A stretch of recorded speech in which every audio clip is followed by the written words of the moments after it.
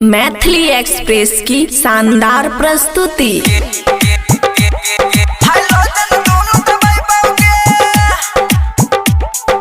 खुशी recording studio बलुआहा। छौरी बंगाली छही गे बड़ी हंसे कमर हिलाही गे।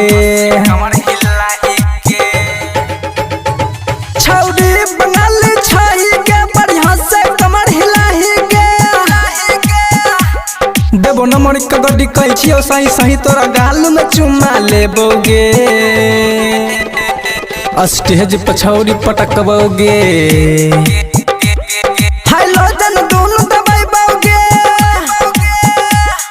स्टेज पर छौरी पटकबोगे। हाइलोजन दोनों दबाइबोगे। डीजे गुड मधुबनी हाइलोजन दोनों दबाइबोगे।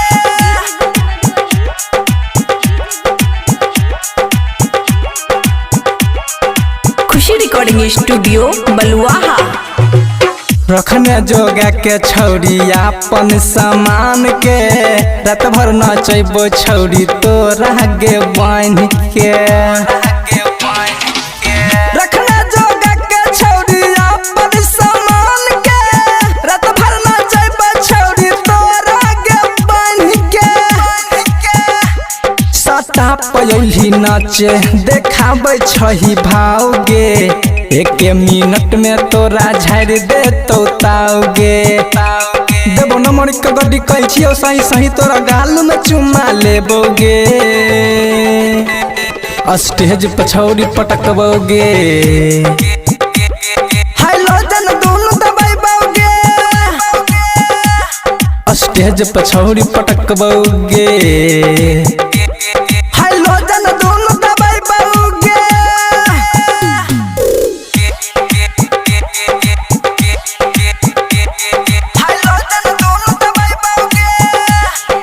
खुशी रिकॉर्डिंग स्टूडियो बलुआहा।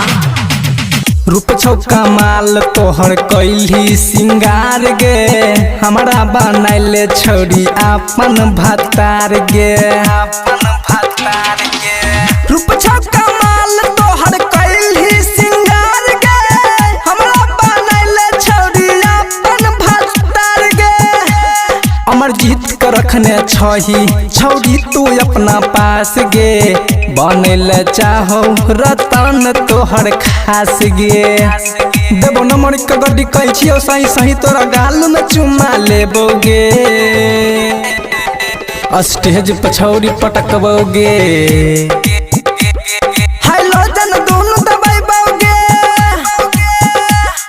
स्टेज पर छौरी पटकबोगे। हाइलोजन दोनों दबाइबोगे। खुशी रिकॉर्डिंग स्टूडियो बलुआहा।